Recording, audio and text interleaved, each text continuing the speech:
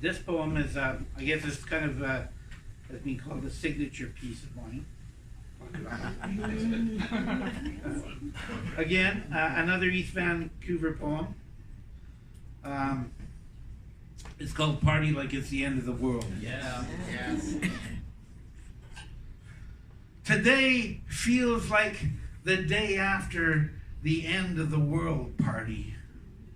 The morning is too real. Sunlight chisels the landscape, honing detail razor sharp. Sound is like a phone book upside the head, and the breakfast joints are jumping with shaky fingers and pale faces, kicking back cancer with caffeine chasers. Talk is on how we jimmied the lock on Pandora's box and let chaos loose last night.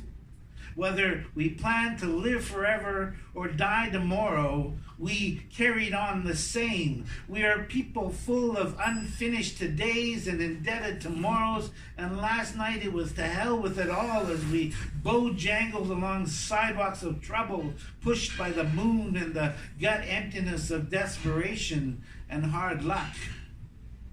We lashed out wild at invisible giants, but hit home, family, and friends instead.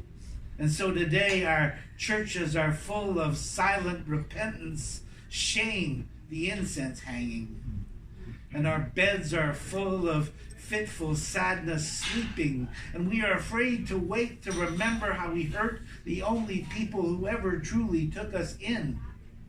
And we still taste and smell the strangers gone from the sheets beside us, and feel foolish for believing we could cure a lifetime's worth of loneliness in just one night. And the toilets are rank with red wine as a week of upheaval finally shows itself for what it is. And I walk through the Saturday night litter of Sunday morning, the condoms, the socks stiff with glue, the needles and pipes and paraphernalia are party favors for the apocalypse.